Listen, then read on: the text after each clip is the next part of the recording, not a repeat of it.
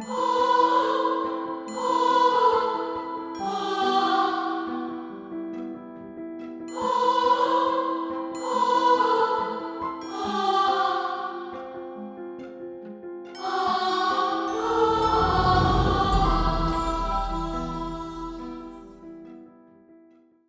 morning, everybody.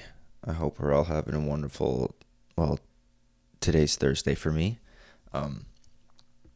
It's a little bit later than usual. I'm on my, third cup of coffee at this point, and I'm about a bagel deep, so I'm just trying to enjoy this morning, though. We just got our first real snow up here in New Hampshire. And honestly, it's not that bad. Normally back in Minnesota, we get, a foot of snow by November 15th. And we barely just had 2 inches, so I'm okay with that. It gives us the perfect reason to cozy up, drink some coffee, and talk about some murder. So let's just get into it, huh?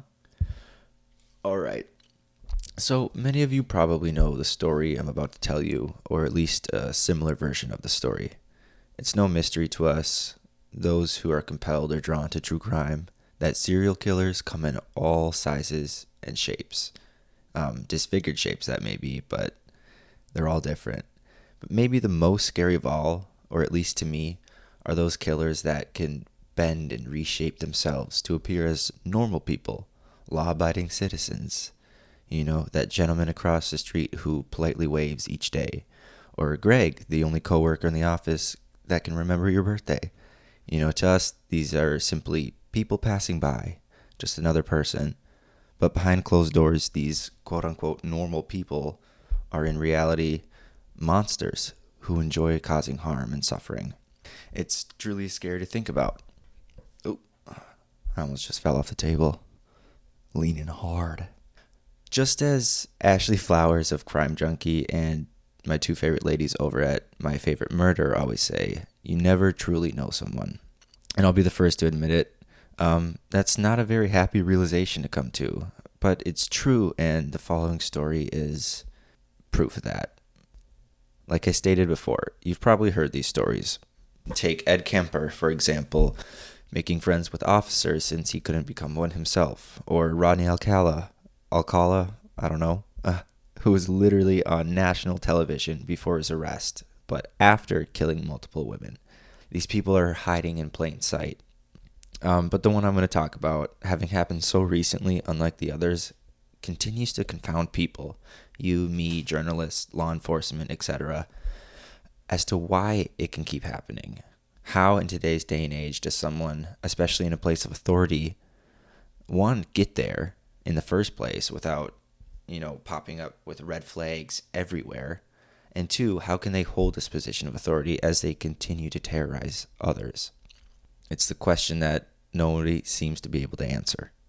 So this morning, with all that being said, I will be telling you about former U.S. Border Patrol agent Juan David Ortiz. All right, so this is actually quite a recent story, taken place in 2018 and the years surrounding that, which is honestly a little surprising, and I probably won't talk about many cases that are, that recently occurring. So I got almost all of my information from a Skip Hollandsworth article titled "The Hunt for the Serial Killer of Laredo." For those of you who listen to My Favorite Murder weekly for years, like me, you know very well who Skip is. And I mean, a lot of other podcasts reference him, but that's where I gained my first interest in Skip. So shout out to Karen and Georgia from MFM for introducing me. His articles are insane, and there's so many of them. Texas Monthly and Skip Hollandsworth, we're not on a first name basis, so Mr. Hollandsworth, here's to you. And I have other sources, of course, but I'll just include those in the notes. So Laredo, Texas, where this story takes place. It's the third largest border city to Mexico, right behind El Paso and San Diego. Despite what many people think, Laredo happens to be quite the safe area. According to several rankings, Laredo sits among the top 20 safest cities in the U.S. I know that rankings can be a little bit biased or speculative, but I only mention this to continue to drive home the idea that no matter where, when, or who, bad people are everywhere. So, besides the warm weather and inviting outdoors, Laredo offers a beautiful blend of people, cultures, food, and history. To many, Laredo is considered the beginning of the Lone Star State, which I had never heard of before. But Hollandsworth goes into much greater detail about the city itself and the people who live there, if you're interested in reading that article as well. So, here we are. Maybe this isn't your preferred storytelling method, but I'm going to start near the end of today's tale with another woman badass, Erica Pena. So, Erica, she happened to be one of Laredo's sex workers, and on September 14th, 2018, she started her night along the San Bernardo block, which was known for sex work at that time, as she would any other day. And as Juan pulled up in his pickup next to her, rolled down the window, she got in as she normally would. However, Juan David Ortiz was not a normal man, and this would be no normal encounter. All right, so Juan pulled up to Erica in his pickup, and Erica, as any other day, got inside. But she was on high alert. See, there were previous sex workers who had gone missing or been murdered, which we'll get into previous to this. So Erica was, like I said, she was on high alert, but everything seemed to be going okay until they got back to Juan's house. And that's when Erica, curious as she was, just asked Juan if he had seen anything or knew anything about the girls and their and the crimes against them. Just kind of like making conversation almost, right? Not suspecting him or trying to say that he was guilty of hurting these girls. But anyways, this it seemed to flip a switch in him, right? Erica said that after she asked him this, he began to act weird. He stopped smiling, and he began to make her feel really uncomfortable. Now, as you can imagine, Erica was feeling a little bit uncomfortable herself at this point. She didn't feel well. She asked to leave. They ended up getting back in the truck, right? Erica was planning on leaving, but who really knows what Juan had planned for her. So along the way, he had stopped at a gas station for some food, maybe some gas, presumably. And once back at the truck, Erica once again asked him if he knew anything related to the other murders or the disappeared girls, the missing girls. And without an answer, Juan reached into his side door, pulled out a .40 caliber pistol, and aimed it directly at Erica's head. Without flinching, this wonderful woman, Erica, she jumped out of the truck as David unsuccessfully reached for her. And as fate would have it, another officer of the law, a DPS agent, happened to be at the same gas station. Erica sprinted to him screaming as Juan, he just peeled off in another direction. He was gone. Lickety split. So this encounter with Erica Pena, it would eventually prove to be Ortiz's downfall. Honestly, I just had to pause and look this up because I didn't write it down and I couldn't remember what it stood for, but DPS, it's just Department of Public Safety, so I'm not sure, like, could have just been a guy in a truck, kind of like a fucking, what are they called, park ranger? I don't know, I love park rangers. Whatever it was, she felt safe, and he was able to take her back to the police station. All right, now I'd like to take you back to the beginning of the story finally. So on September 3rd, 2018, not even 2 weeks prior to Erica's incident that I just talked about, the Webb County Sheriff Department received a call about a woman lying on the side of a dirt road just over 20 miles north of Laredo, Texas. She was later identified as Melissa Ramirez, another 29-year-old sex worker. It was reported that she'd been shot 3 times in the head and once in the wrist. Skip has a quote in his article, and it said, "This was not just a murder, it was an execution." which I think really sums up to how he's treating these women, in their final moments. So Melissa allegedly was Ortiz's first victim, but she was much more than just a victim. You see, she was a mother of two young children, 7 and 3, and at the time, Melissa and both of her children had lived with her mother, Maria. Unfortunately, due to tough childhood, including a sexual assault by her uncle's friend, Melissa struggled with drug addiction. And although a loving and doting mother, she would occasionally leave her children with their grandma and spend a few days along what they call the quote-unquote prostitute blocks of downtown Laredo, San Bernardo, as we now would like to refer to them as, because prostitute blocks is not a very friendly name. So we'll just avoid that for the rest of today. Unbeknownst to Melissa, this area would become Juan's hunting grounds. And oh God, did he hunt. So after her death, detectives had asked her mother if she knew of absolutely anyone that would want to hurt her, or if she knew any details, of the men that Melissa would go to see in the area while she was gone for the weekend. All Maria was able to tell detectives was that she would come home a little bruised up every once in a while, but other than that, Melissa chose not to talk much about that aspect of her life. In the days following, investigators get a couple leads. They end up learning 3 names of men who had allegedly known to associate with Melissa, but soon they'd reached out to the South Texas Border Intelligence Center for help. This was run by the U.S. Border Patrol, so they essentially coordinate at every level of law enforcement in regards to border security.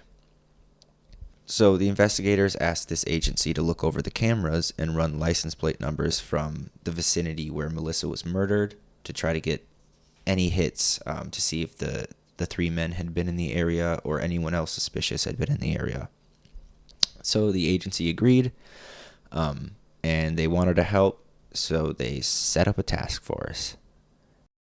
And would you guess who they put in charge of this? One Juan David Ortiz, a 35-year-old intelligence officer of the U.S. Border Patrol. All right. So, he and his team were soon caught up on the murder investigation, and they quickly got to work. Although they didn't find any connection to the original 3 suspects, they did run a plate in the area belonging to a police officer at the time. He was later interviewed and cleared. Apparently, he was looking at some land out there, but he passed. So now they're back to square zero. Square zero? Square one? Does it matter? Now, this was bad for the investigators, obviously, and the Border Patrol. But it was wonderful for Mr. Juan Ortiz, right?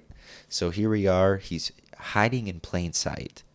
And not only that, but he's essentially creating his own fate at this time. He's in charge of the operation that's trying to catch him. That's one step ahead if I've ever seen it. So a few days later, without any new leads or suspects, on September 13th, another woman's body was found on another dirt road. Dressed in blue jeans and a pink sweater, 42-year-old Claudine Loera had been shot once in the head. Next to her body, a .40 caliber bullet casing. I'm not sure, I might have forgotten to mention it before, but the bullet casings of Melissa's murder were also found next to her body, and they were also .40 caliber bullets. Just as the .40 caliber gun was pulled out in Erica's face, we seem to have a trend here. So, Claudine had been found only 2 miles from where Melissa's location was. And according to Skip's article, the police tried to keep Claudine's murder hush-hush, telling the media only that she had suffered quote-unquote head trauma. I assume it was to not give the public any indication of a serial killer running loose, right, to avoid widespread panic. But obviously, once reporters got wind of the proximity of both incidents, the 2 deaths were soon connected, and that news spread like wildfire. There was a serial killer running free, and he was using Laredo specifically San Bernardino, as his hunting grounds to target his victims. All right, before I move along, I just want to tell you a little bit more about Claudine Loera. First off, whatever their reasoning, I'm not sure it was fair to play off her murder. As simple head trauma.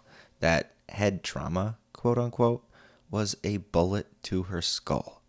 Can you imagine how her family or her friends may have felt? First of all, receiving the first report and being absolutely rocked from the news of losing her. And then to later find out it wasn't an accidental head trauma injury. She was actually killed. Like, that's so frustrating to me. I can't even imagine how they would have felt. But anyways, Loera, like Melissa, she was a sex worker in the San Bernardino area of Laredo. She lived in Laredo her whole life, growing up only mere blocks from the strip itself. Unfortunately, though, her life had been overcome with heroin addiction, and it led to sex work eventually.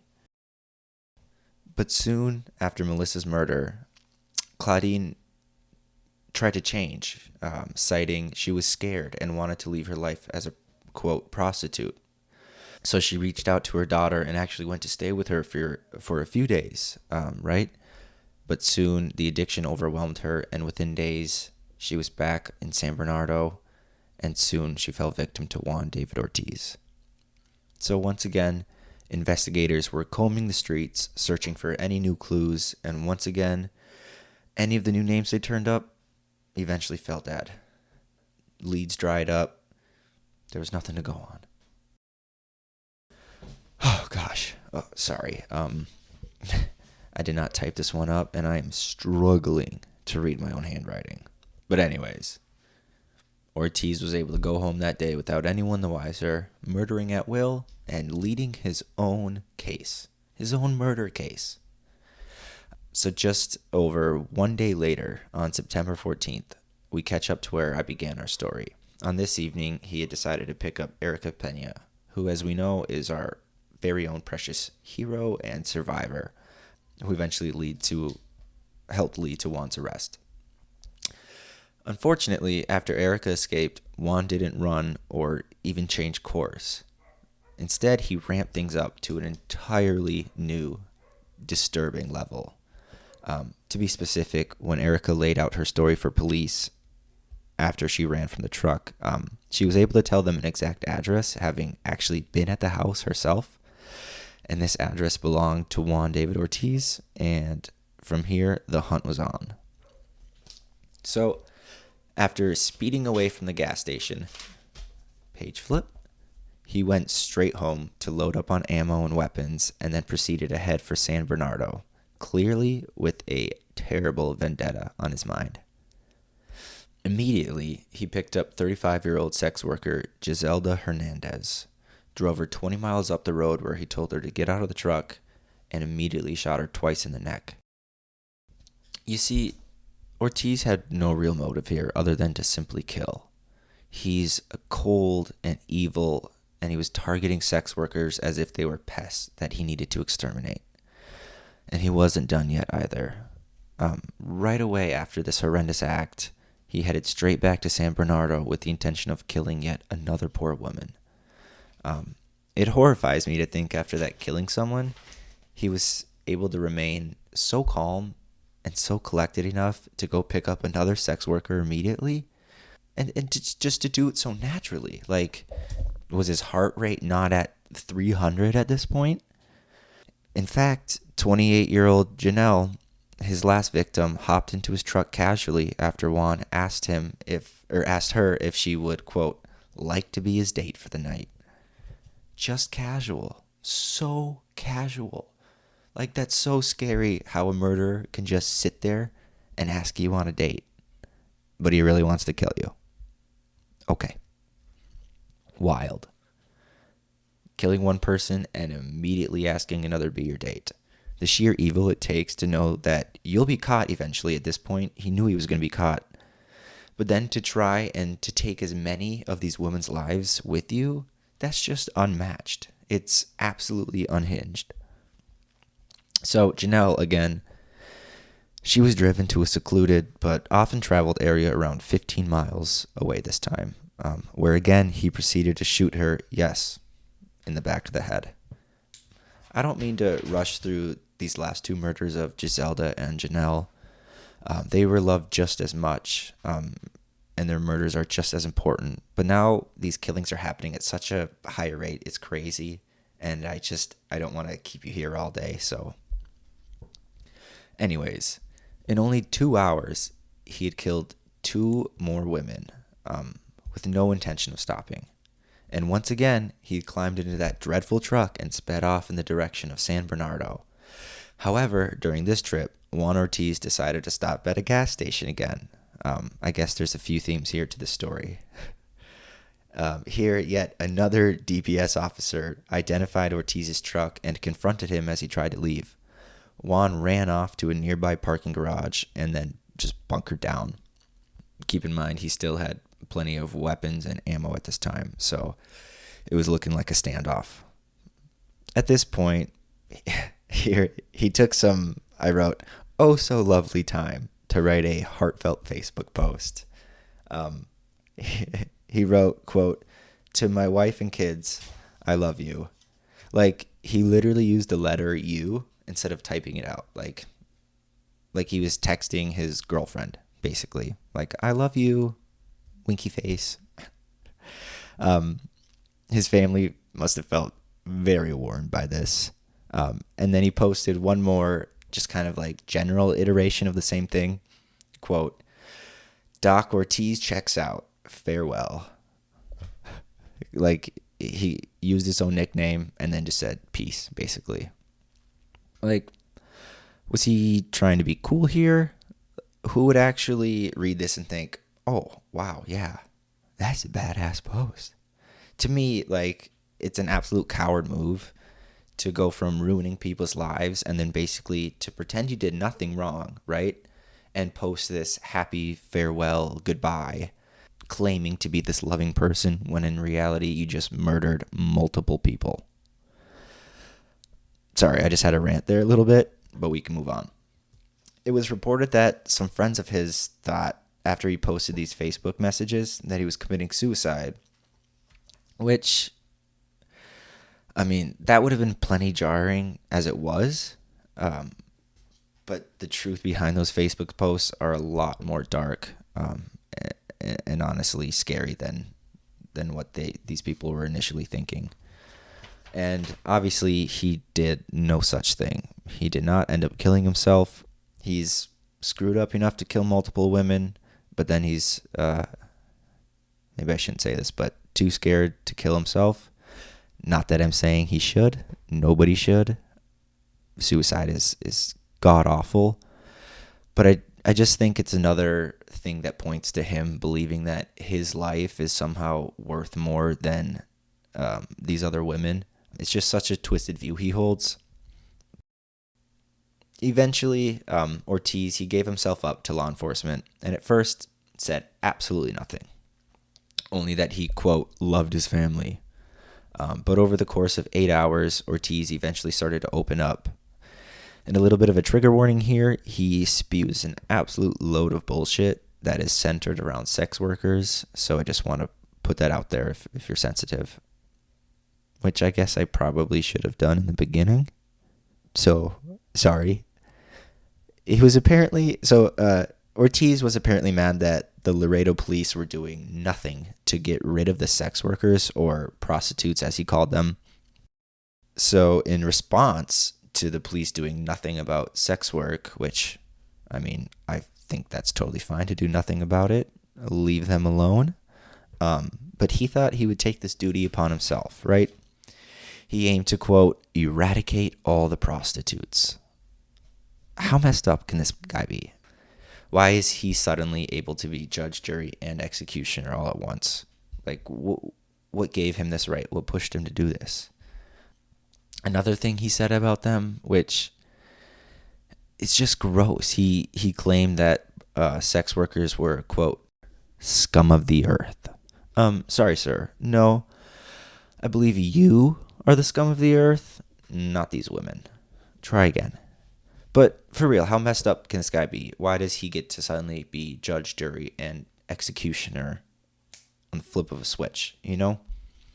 So while Juan remained locked up before trial, the news of his arrest spread like crazy fast. It became national news. And while in some cases, law enforcement are praised for bringing in a killer, the exact opposite kind of happened here. Almost immediately, the Border Patrol came under heavy fire. They were already in deep water for previously taking in underqualified applicants. It's pages. And now a serial killer amidst them?